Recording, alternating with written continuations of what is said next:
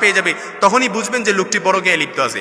সেক্ষেত্রে আপনার স্ত্রী হোক, আপনার স্বামী হোক, অবশ্যই বুঝবেন। অনেক অনেক মহিলা আমাদের কাছে, অনেক কেস আমরা হ্যান্ডেল করেছি, অনেক মহিলা আমাদের কাছে কল করে বলে স্বামী আগের মতো ভালোবাসে না, স্বামী আগের মতো ভালোবাসে না, স্বামী আমাকে দেখতে পায় না, একটা সময় এত ভালোবাসতো, সে আমাকে যারা কিছু বুঝতো না, এখন সে আমাকে দেখতে পারে না। এরকম অনেক বোন কান্নাকাটি করে।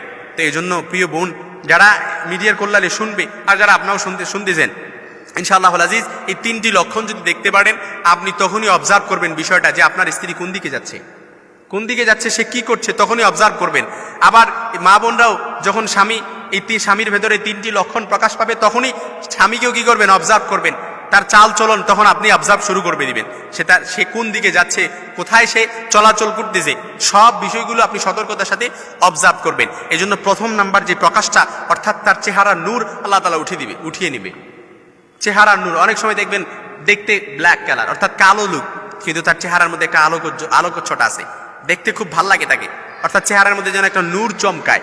এজন্য যে পরকীয়ায় লিপ্ত হবে, তার চেহারার কিউটনেস, তার চেহারার বিউটি আল্লাহ তাআলা উঠিয়ে নেবে। অর্থাৎ তাকে দেখতে কোনো সুন্দর লাগবে না, তাকে দেখতে কোনো সুন্দর লাগবে না, একেবারে কুৎসিত লাগবে, অর্থাৎ তাকে দেখতেই ভালো লাগবে না, এরকম দেখা যাবে। এজন্য প্রথম নাম্বার, তার চেহারার কিউটনেস আল্লাহ তাআলা উঠিয়ে নেবে। 2 নাম্বার শাস্তি হচ্ছে তার রিজিকের বরকত কমে যাবে। সে অনেক টাকা ইনকাম করবে, কিন্তু টাকার মধ্যে বরকত থাকবে না, টাকার মধ্যে বরকত থাকবে না, আল্লাহ তাআলা তার রিজিকের বরকত উঠিয়ে নেবেন।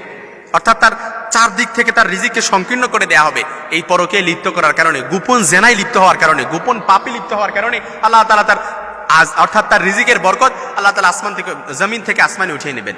আর যেই রিজিক আল্লাহ তাআলা আপনাকে একবার দিছে, এই রিজিক যদি একবার উঠিয়ে নেয়, সেই রিজিক কিন্তু আল্লাহ তাআলা আর কখনো দিবে না। যেটা বনী ইসরাইলকে মান্না সালওয়া দিয়েছিল, একবার তারা নাফরমানি করার কারণে, আল্লাহর সাথে বেঈমানি করার কারণে, অকৃতজ্ঞতা হওয়ার কারণে, অকৃতজ্ঞ বান্দা হওয়ার কারণে আল্লাহ তাআলা কি করছে, এই মান্না সালওয়া যে নিজে কিয়ামত পর্যন্ত বনী ইসরাইল কেন আর কোনো উম্মতের মাঝে এই মান্না সালওয়া জান্নাতি খাবার আসবে না। এই জন্য 2 নাম্বার হচ্ছে তার রিজিকের বরকত কমে যাবে। 3 নাম্বার হচ্ছে তার হায়াতের বরকত আল্লাহ তাআলা উঠিয়ে নেবে, তার আয়ু কমে যাবে, অর্থাৎ আয়ু আস্তে আস্তে হ্রাস পেতে থাকবে। অর্থাৎ হায়াত, অনেকে বলবেন যে হায়াত, মউত, রিজিক এগুলো তো কনস্ট্যান্ট, এগুলো তো ফিক্সড, কনস্ট্যান্ট না, এগুলো তো ফিক্সড করা হয়েছে। এখন এগুলো আবার কিভাবে কমে যাবে? হায়াতের বরকত কমে যাবে, আয়ুর বরকত আল্লাহ তাআলা উঠিয়ে নেবেন, কোনো কিছুতে তার বরকত থাকবে না, যেটা ধরবে সেটা দিয়ে সে অশান্তি একটা ফিল করবে।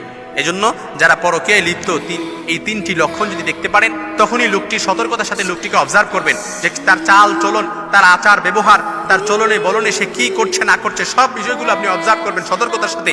ইনশাআল্লাহ আজিজ, কিছু বিষয় রেয়ার থাকতে পারে, সব বিষয় তো আর এক না, সবার জন্য তো আর সব বিষয় এক না, কিছু বিষয় রেয়ার থাকতে পারে। তবে এই 3টি লক্ষণ দেখার সাথে সাথেই আপনি অবজার্ভ শুরু করে